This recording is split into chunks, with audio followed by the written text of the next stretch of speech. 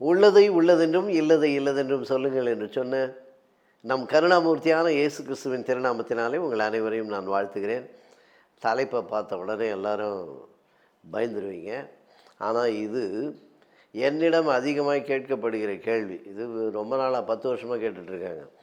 எப்பொழுது சத்தியத்தை தேடி என்கின்ற படம் வந்ததோ, அந்த சத்தியத்தை தேடி ஒளியை தேடி 2 படங்களை பார்த்த பின்பு சாருஹாசன் கிறிஸ்டியன் ஆகிட்டாரா, சாருஹாசன் கிறிஸ்டியன் ஆகிட்டாரா, நிறைய என்கிட்ட கேள்வி. என்னை மட்டும் கேட்டால் பரவாயில்ல, அவர்கிட்டே போய் கேட்டிருக்காங்க. நீங்கள் கிறிஸ்டியன் ஆகிட்டீங்களா, ஞானஸ்நானம் எடுத்துட்டிங்களா அப்படின்னு. ஒரு சில பாஸ்டர்ஸ் ஆணித்தரமாக அவங்க சபையில், உங்களுக்கு தெரியுமா கமல்ஹாசனுடைய அண்ணன் சாருஹாசன் கிறிஸ்தவராக மாறிவிட்டார் அப்படின்னு.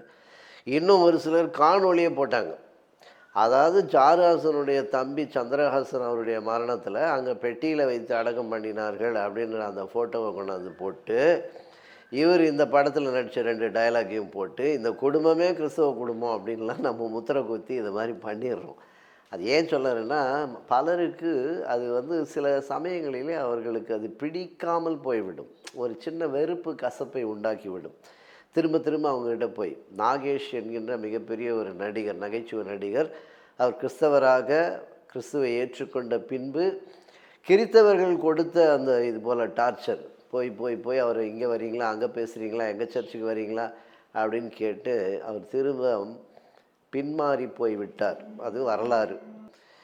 இதை எதுக்கு சொல்கிறேன்னா, சாருஹாசன் இந்த படத்தில் அந்த கதாபாத்திரமாகவே மாறி நடித்தார். நல்ல இன்வால்மெண்ட் அவருக்கு. அதில் அந்த கேரக்டர் அவருக்கு பிடிச்சிருந்தது. படம் எடுத்த விதம், வசனம், காட்சி அமைப்பு அதெல்லாம் அவர் ரொம்ப அதிகமாக அவர் நேசித்தார். என்னை அதிகம் நேசிக்கிறவர், என் மேல் நல்ல ஒரு மரியாதை வைத்திருக்கிறவர். இன்றைக்கும் என்னை பற்றி அநேக இடங்களிலே சென்று பேசுகிற ஒருவர். அவர் இந்த படத்தில் நடித்து முடித்த உடனே நம்ம எல்லாம் இப்படி கேட்குறோம். இதே போல் நேசம் படத்தில் வடிவுக்கரசி அம்மா அவங்க நடித்த பிறகு உடனே அதே போல் தான் வழியிலலாம் அவங்கள மடக்கி எங்களுக்காக ஜெபம் பண்ணுங்க அப்படின்னு சொல்லி அவங்களே இதே போல் அவங்க கிறிஸ்டியன் ஆகிட்டாங்க அப்படின்னு நாம இப்படி உரிமை எடுத்துக்கொண்டு நாம் அது ஒரு அன்பு ஆசை நமக்கு அவங்களும் ஆண்டவரை ஏற்றுக்கிட்டாங்களா, ஏற்றுக்கிட்டு இருப்பாங்களோ, ஏற்றுக்கிட்டா நல்லா இருக்குமே, அந்த எண்ணம்லாம் நல்லா தான் இருக்குது, உண்மை தான், இல்லைன்னு சொல்லலை.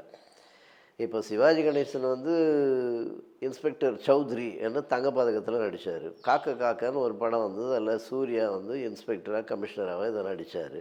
விஜயகாந்தும் நடிச்சிருக்காரு. இப்போ அவங்கெல்லாம் நடித்து முடிச்சதுக்கப்புறம் அவங்கள போய் பார்த்து நீங்கள் இன்ஸ்பெக்டர் ஆகிட்டிங்களா, இப்போ கமிஷனர் ஆகிட்டிங்களான்னு நம்ம யாரும் கேட்குறது இல்லை. இதை நான் நகைச்சுவைக்காக சொன்னாலும் அதை யோசிக்கணும். அதில் நடித்தார்கள் என்பதனால் அவர்களாகவே மாறிவிட முடியுமா? ஆனால் வார்த்தை கிரியை செய்யும், அது வெறுமையாய் திரும்புவதில்லைன்னு நம்முடைய வேதாகமம் வார்த்தை சொல்லுகிறது. அதனால் அந்த வார்த்தை அவருக்குள்ளாக கிரியை செய்தால் நிச்சயமாக அவர் கிறிஸ்துவை ஏற்றுக்கொள்வார். விதைப்பது மட்டும்தான் நம்முடைய தொழில்.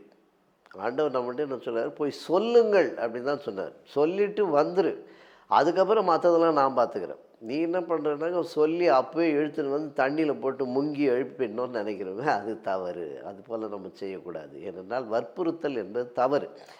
அதனால தான் இது ஊட்டி விடுவது வேறு என்று சொல்லுவார்கள், திணிப்பது வேறு. திணிச்சிடக்கூடாது.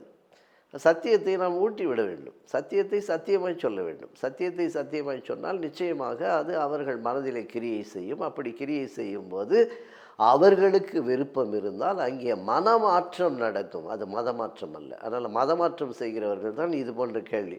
அவங்க வந்துட்டாங்களா, இவங்க வந்துட்டாங்களா, அதுவும் அடுத்து வந்துட்டாங்கன்னா இம்மிடியேட்டாக அவங்களை கூட்டிகிட்டு நம்ம சர்ச்சில் நிறுத்தி எல்லாருக்கும் சொல்லிடணும்.